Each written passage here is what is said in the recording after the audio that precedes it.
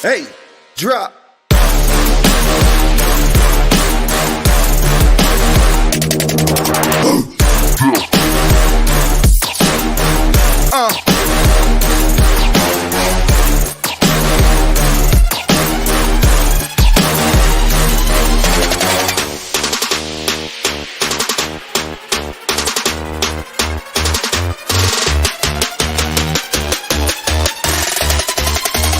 Yeah, hey, drop.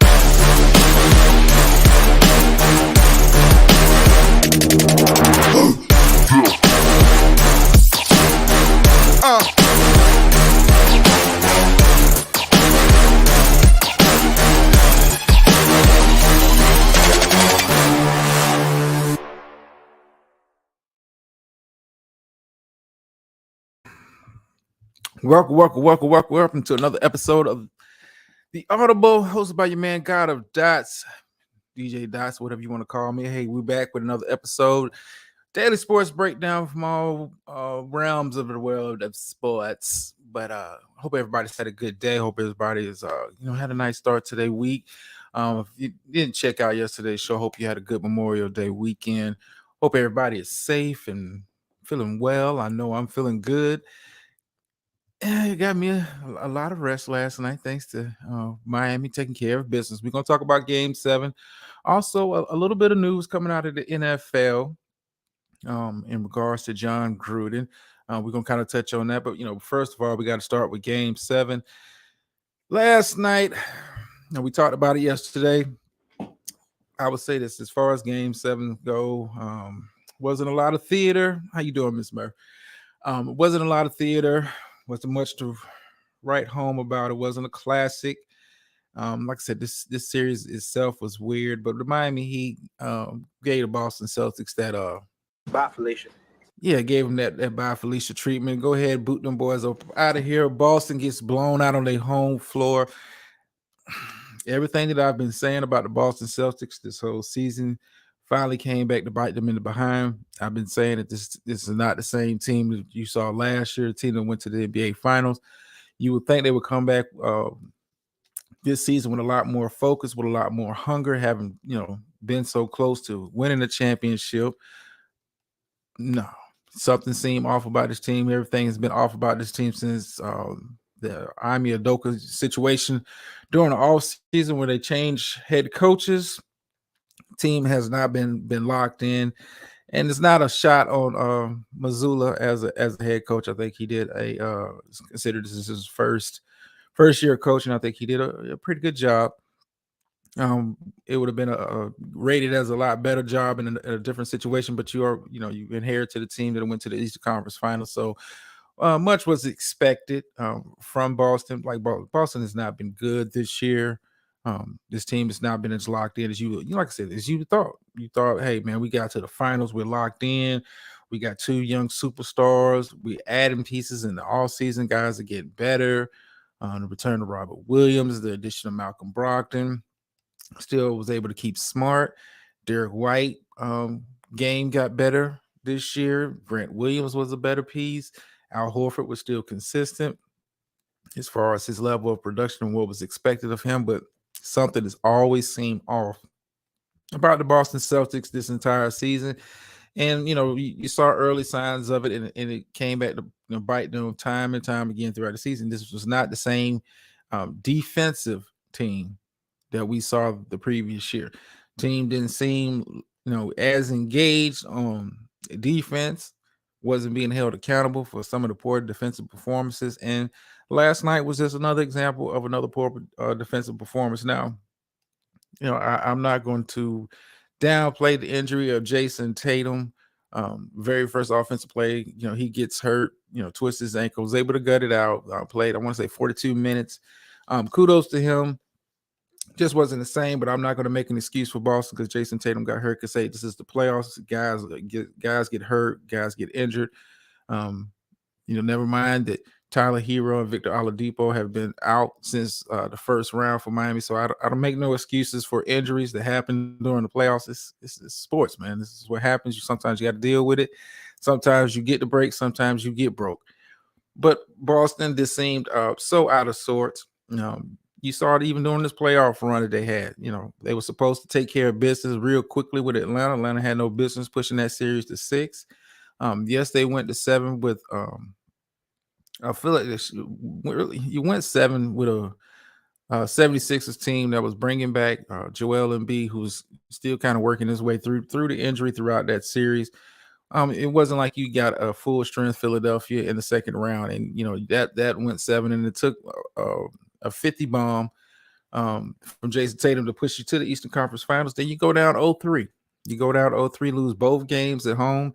And I was saying it during the series, like Miami is not scared to go in Boston. Boston is not the same that the same nostalgic feel that you remember from the 80s and 90s and 2000s during the Paul Pierce KG run. You don't fear going into Boston. Boston, I want to say, was about 500 team at home during the regular season. Had a losing record at home during this playoff run. Boston was just not the same team they were last year. And like I said, you would expect them to come out a little bit more focused, having gotten so close and tasted it, and added pieces. They didn't really lose pieces, added pieces. And good quality piece. Malcolm Brogdon was a big pickup, supposed to be a big pickup. Anybody seen him? Anybody seen him? I don't remember seeing too much of Malcolm Brogdon during this playoff run, more like spot duty. But hey, it is what it is, and I'm not here to, like I said, I'm not making excuses for Boston.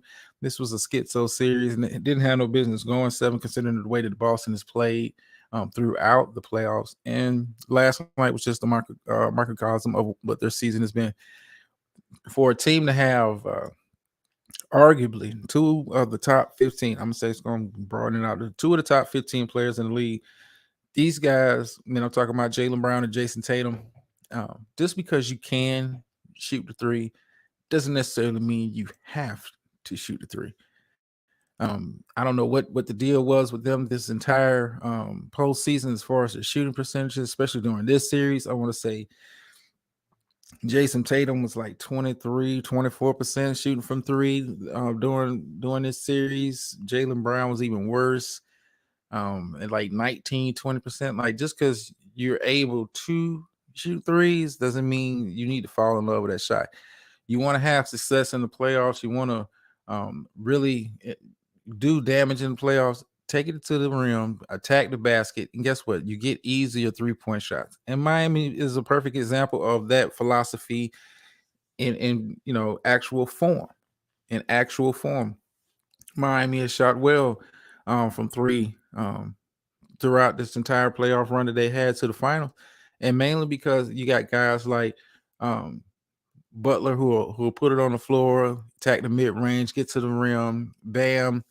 He was out of sorts for this series, but Bam has played okay during this playoff run. Another guy that is attacking the rim, Caleb Martin, is as good as he's been shooting from 3-point range and from long distance. Hey, he's able to put the ball on the floor. Gabe Vincent able to put the ball on the floor. Work your offense inside out. Inside out. Yes, Tatum, you can shoot the 3. You can get hot from there. You guys are streaky shooters. I don't know why Boston feels like they're the second coming of the Golden State Warriors. Golden State is an anomaly. Golden State is an anomaly because they have. Hold on for a second.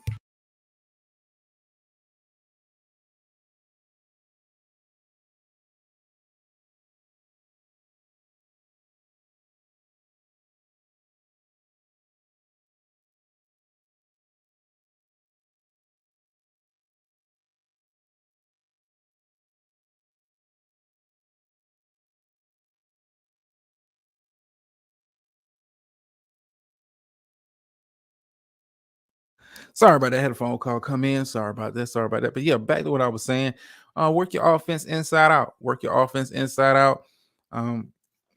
Too often, Jaylen Brown, Jason Tatum, and not just those guys, we just settle for the 3-point or contested 3-point.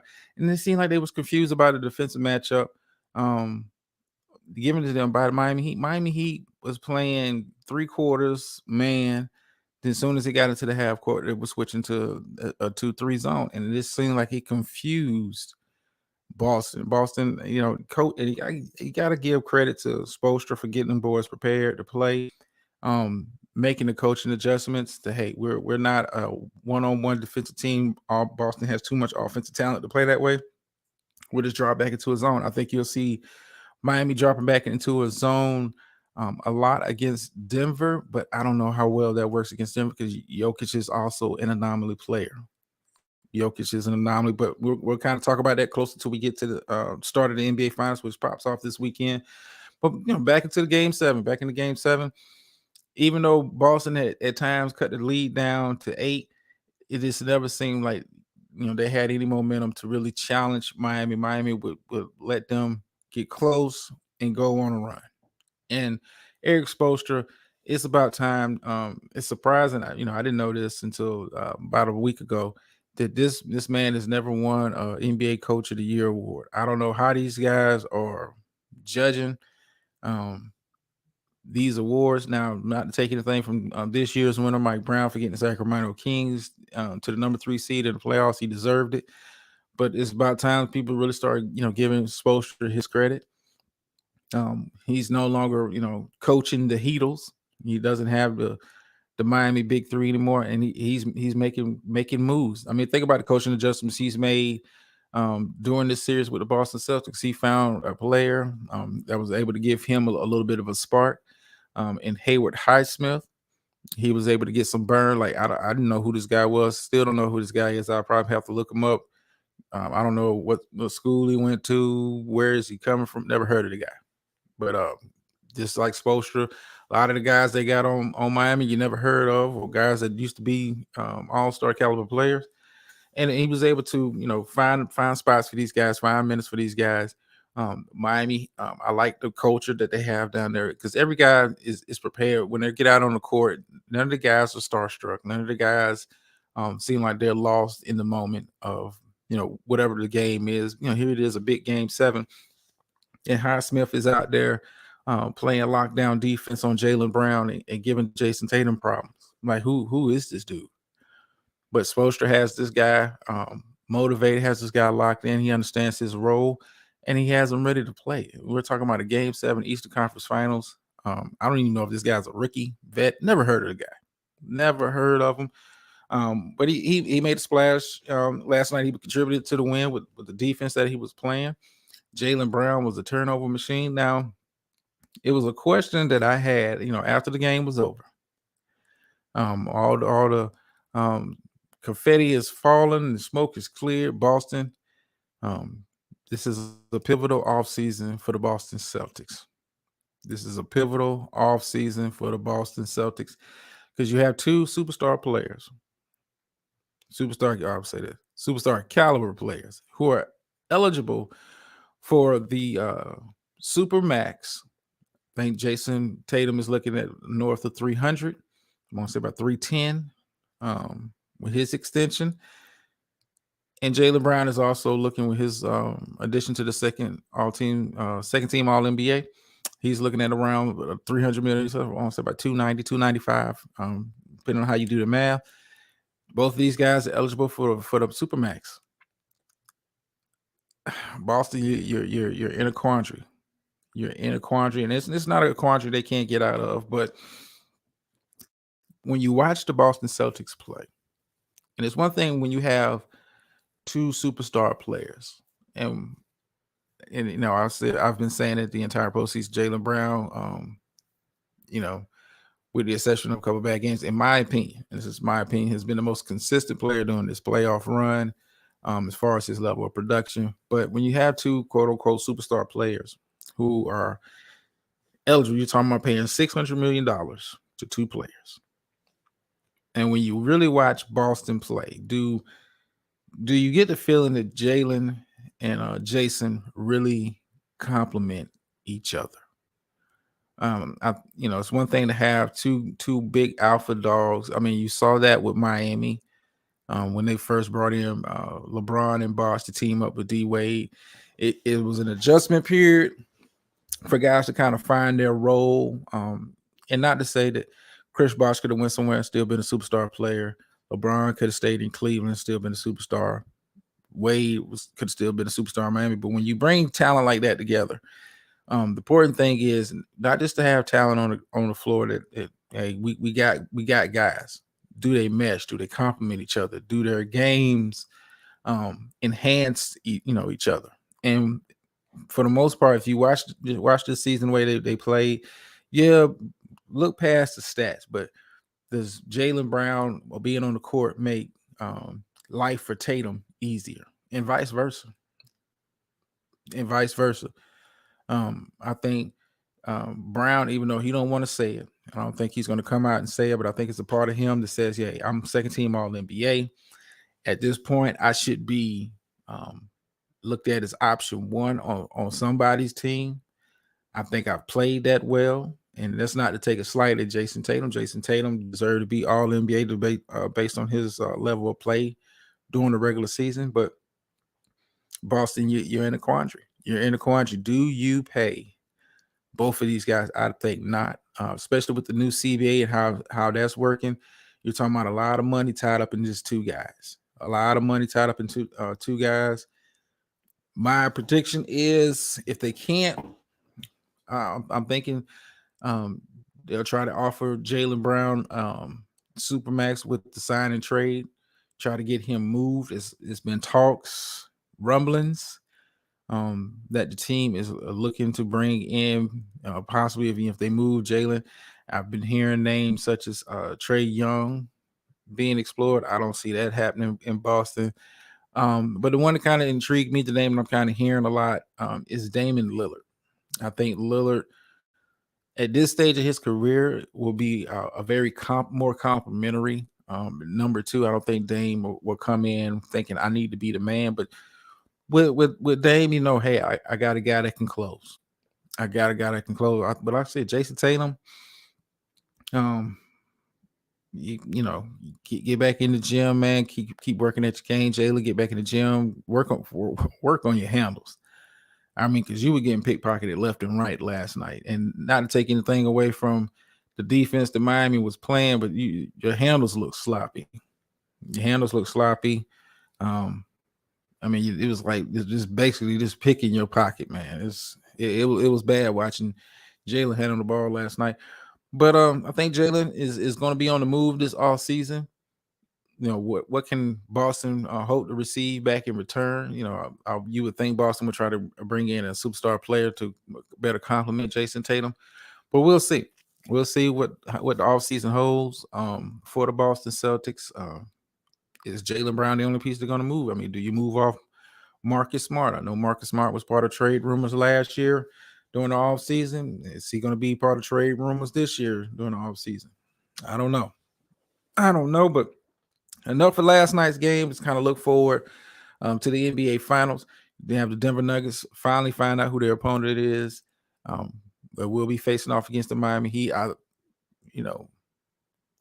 don't think this is going to do great numbers with the TV ratings because even though Miami is a sexy locale for the NBA Finals, the Miami Heat don't play a sexy kind of basketball.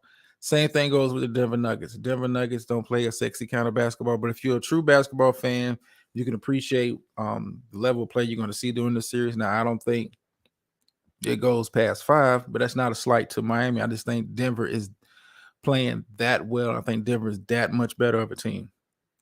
And I think while Spoelstra has done an awesome job coaching, especially during his playoff run, Malone can't be that far behind if we're going to talk about coaching jobs during this postseason because he has done a phenomenal job leading the Denver Nuggets all the way to the NBA Finals.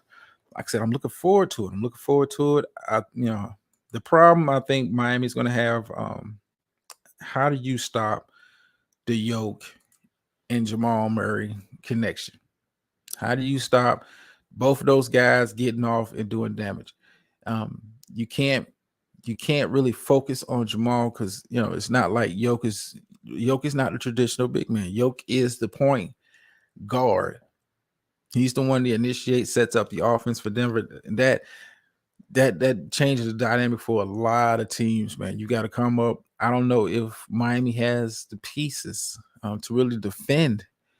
Um, I mean, you're gonna see a heavy dose of Bam on them, but I don't think Bam really wants to bang with him in the paint. You might see more Kevin Love during this NBA Finals to kind of give some spot duty.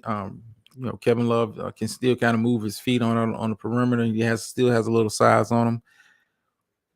I don't know. It's going to be like a chess match. It's going to be a chess match. I think Jimmy Butler is going to be getting a heavy dose of Aaron Gordon, Bruce Brown being thrown at him. I wouldn't be surprised if they maybe move in some KCP. I just think right now Denver against Miami, it's just a bad matchup. I mean, it's just yes, Ms. Murphy, you're right. I remember the ratings being low for because San Antonio, it's for basketball fans, like just true fans of the game. San Antonio was always playing beautiful basketball, but it ain't sexy. It's not a bunch of high flying dunks. It's not a bunch of alley oops.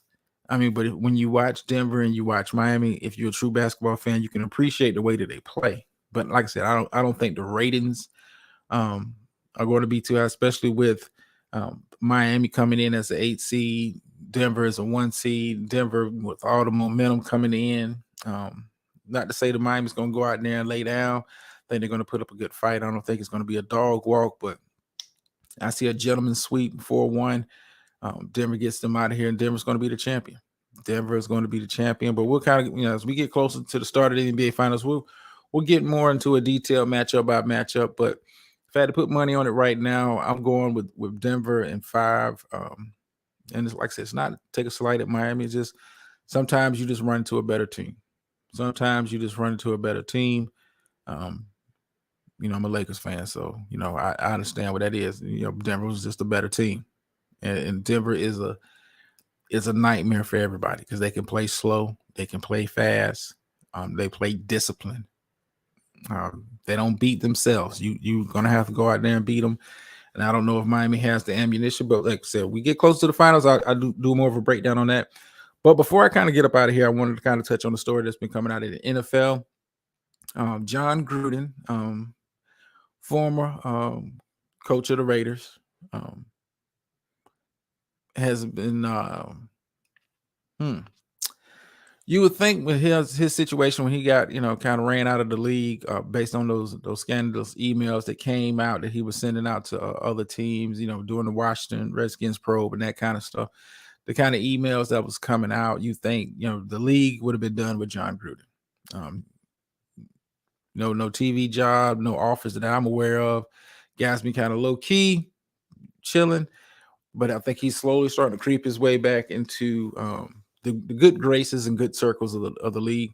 It's been reported that he has been working with the New Orleans Saints with installing their offense down there. His former quarterback, Derek Carr, is now the quarterback for the New Orleans Saints. So it kind of makes some sense. But I don't know if I would have made that too public if I'm the Saints. John Gruden still has that stain on his name. And it just, it goes to show you that, no matter what some of these guys do, once you win good, you win good. And I'll never forget that the NFL, at the end of the day, it's the good old boy system. Good old boy system. They kind of do what they want. We don't care. We don't really care about that when we don't want to care about it. So just like with the hiring of Jeff Saturday during the season for the Indianapolis Colts, you take a guy straight off of TV who has no head coaching experience at the college or pro level, and you make him the head coach of an NFL team because you like him. He's your buddy.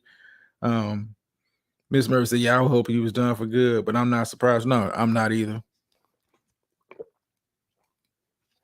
When you've ingratiated yourself into that culture, that NFL culture, and you were able to make the kind of moves and the kind of money that he was making. I mean, the guy still, what do you sound like a 10-year, $100 million contract from just a coach? Which was bananas at the time.